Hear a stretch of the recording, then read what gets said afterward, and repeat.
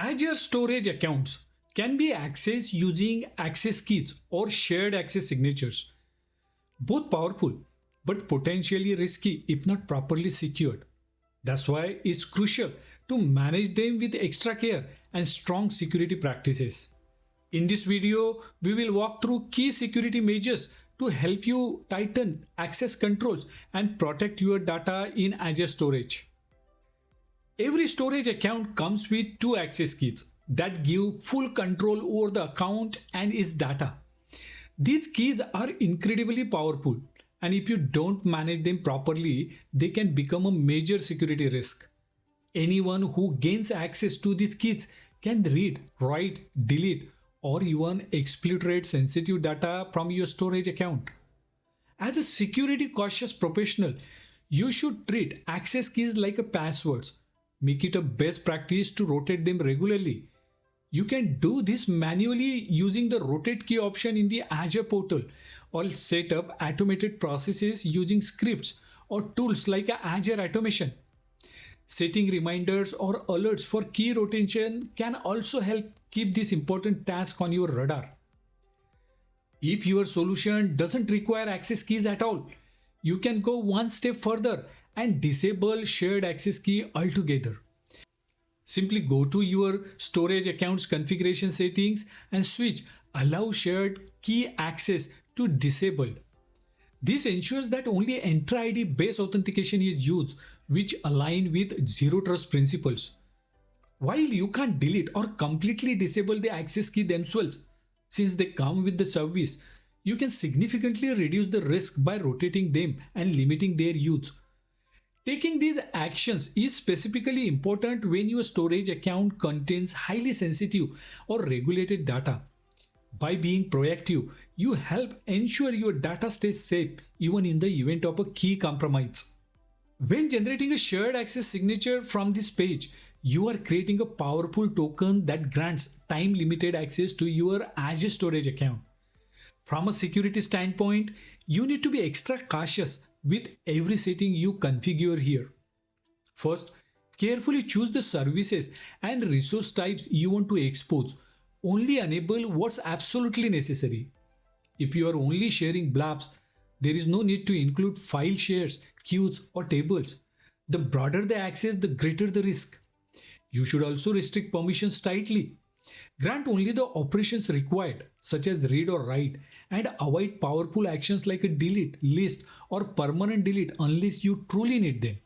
It's important to follow the principle of least privilege at all times. Limit the SAS validity by setting a short expiry window. A token valid for hours is far risky than one that lasts for days. You can even restrict its usage to specific IP addresses and enforce HTTPS only access, which helps prevent the token from being intercepted or insecure connections. Always review which key is used to sign the SAS, key 1 or key 2, and make sure you are rotating those keys regularly. Although you can't disable key generation, you can reduce your exposure by controlling how often keys are reused and who has access to them. If your application doesn't need shared key based access, you should consider disabling it entirely in the configuration settings and enforcing Entra ID authentication instead.